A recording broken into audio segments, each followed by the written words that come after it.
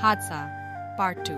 सुहा से विदा लेकर विक्की और निकी प्लेन में बैठ गए। आधे घंटे की हवाई यात्रा के बाद वह दोनों अपने होटल पहुंच गए। तब शाम के लगभग 6 बज रहे थे। विक्की ने कहा, निकी, हमारी जिंदगी की नई शुरुआत हो रही है, तुम जल्दी से तैयार हो जाओ, मैं भी फ्रेश हो जाता हूँ। हम अपने हनीमून की शुरुआत मंदिर से देवी माँ का आशीर्वाद लेकर करेंगे। नदी के उस पार टेकरी पर माता जी का मंदिर है। हम नाव से वहां जाएंगे और दर्शन करके वापस आएंगे। तब तक रात हो जाएगी। बस फिर कल से इन वादियों में बाहों में बाहें डाले घूमेंगे, फिरेंगे, खाएंगे, पिएंगे, खूब मौज मस्ती करेंगे। फिर रात को होटल आकर क्या करेंगे। कहते हुए विक्की ने चुटकी ली।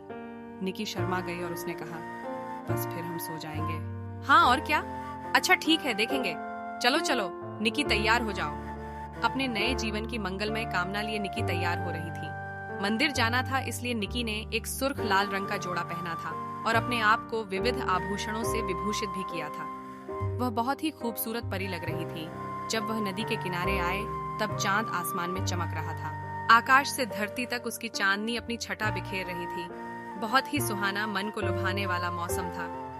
चांद की चांदनी निकी के चेहरे पर पड़ रही थी, जिससे निकी का चेहरा और भी अधिक दमक रहा था।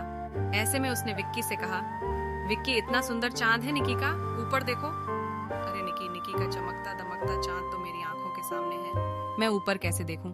मेरी नजरें इस चांद से हटने का नाम ही नहीं ले रही हैं। अच्छा ठीक है, ऊपर मत देखो, लेकिन पहले नाव तो देखो।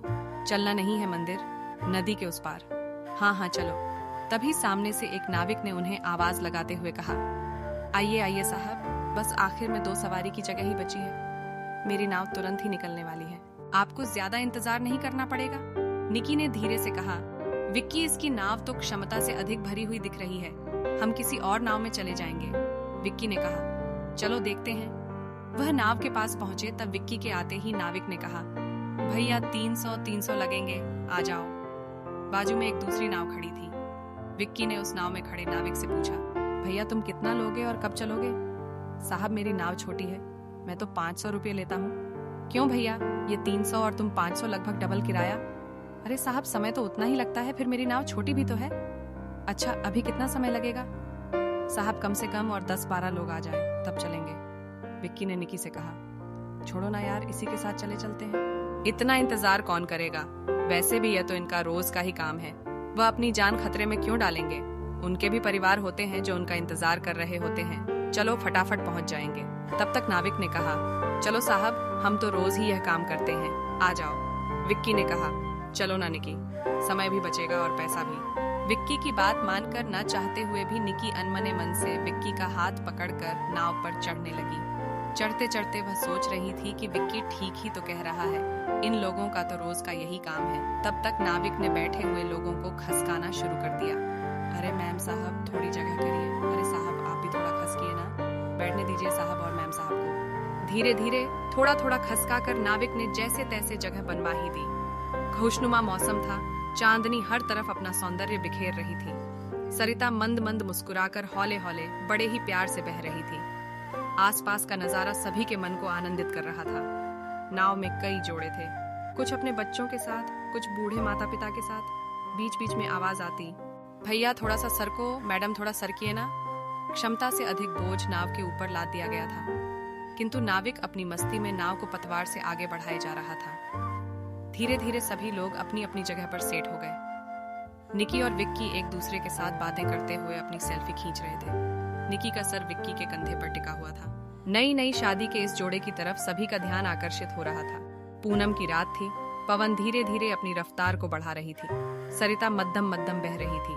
पवन के झोंके बार बार आकर सरिता को छेड़ रहे थे। जब भी पवन के झोंके सरिता को छूते वह कंपन करने लगती। नाव भी अपना नृत्य दिखा रही थी। इस खूबसूरत माहौल का सभी आनंद उठा रहे थे। नाव अपनी मंजिल की तरफ बढ़ती जा रही थी। नाविक अपना राग छेड़कर खुशी के गीत गा रहा था। सब बहुत खुश थे। अब तक दूर से वह दूसरी नाव भी दिखाई दे रही थी। वह नाविक बड्डा ही अनुशासन प्रिय था। 15 मतलब 15, उससे अधिक एक भी सवारी वह कभी नहीं बिठाता था। यदि कोई 500 के बदले अधिक पैसे देने की बात करे तब भी उसका एक ही जवाब होता था, नहीं भैया, किसी की जान सस्ती नहीं होती। सबके बाल बच्चे, बूढ़े माँ बाप होंगे, घर पर परिवार इंतजार कर रहा होगा।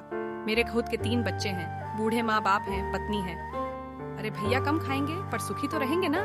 उधर विक्की और निकी की नाव धीरे धीरे आगे बढ़ते हुए अपने मुकाम पर पहुंच गई। नाविक ने नाव को किनारे लगाते हुए कहा, जाइए साहब जी, आपके पास 1.25 घंटे का समय है।